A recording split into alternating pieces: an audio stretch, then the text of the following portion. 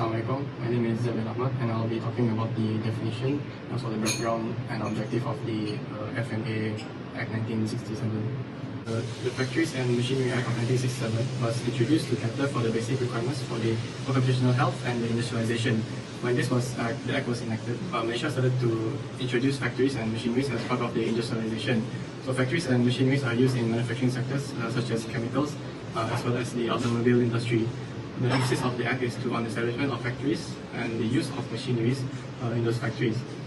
As such, the Act was prescriptive and technical in nature.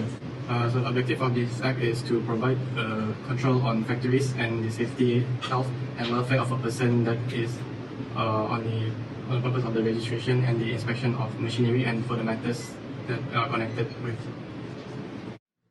Hello, Assalamualaikum. I, Muhammad Shabisan Iskandar from Group 3, will present about objective and application of Factories and Machineries Act 1967. The Factories and Machineries Act was being created in 1967 as Act 64, and then it was revised on 1st April of 1974 and amended to the Laws of Malaysia Act 139. And the objective of the Act is to provide control on factories to secure safety, health and welfare for the workers. That work at particular factories or any other industrial sector.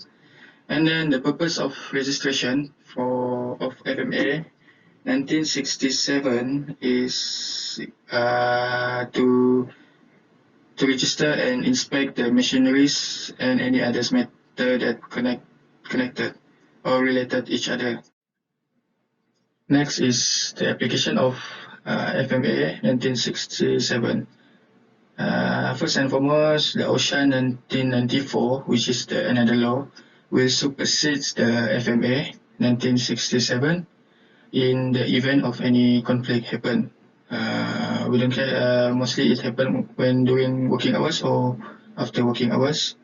So basically OSHA 1994 is greater in terms of law compared to the FMA 1967, but still FMA 1967 still important regulation.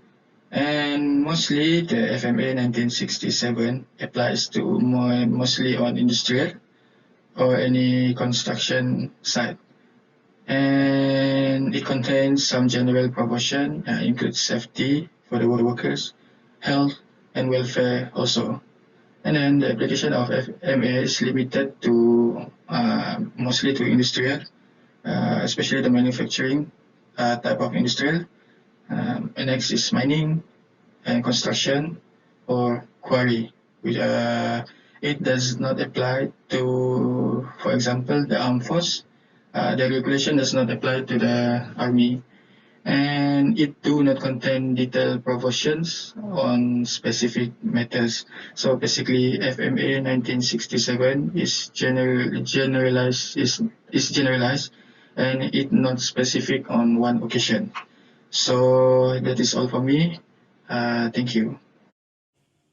Hello, my name is Baxley Jinwin and I will be presenting two regulations from FMA. So, a few of the uses for this regulation is to spread awareness and importance of the regulation, to simplify the understanding of the regulation and to educate workers and others towards the safety, their health and welfare that is informed in FMA 1970. So, for example, floor maintenance. Floor maintenance should be maintained in good, non-slippery condition, free from holes or protruding nails to avoid any mishaps. Second one is to provide safety when entering the workplace is important. Machinery should be in good condition and easily accessible to avoid high risk of injury. And the last one is entering equipments and machinery. For example, hatches should be closed when not in use and stairways needs to be fenced to avoid workers from falling injury. Next example is fencing of machinery and safety regulation. This regulation is about securing every dangerous parts from the machine to the workers. This regulation provides safety for both machine and workers. For example, fencing moving parts from the machine such as belts, pistons and gears, and hoods for saw and cutter. Next example is person in charge and certificate of competency. This regulation is about providing training and supervision and to prevent unauthorized person to run the machine.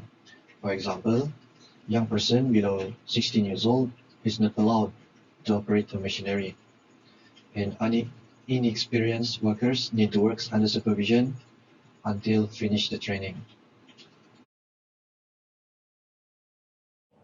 Hello, my name is Brian Donovan Jr. and I will be presenting about Factories and Machinery Certificates of Competency Examination Regulation 1970.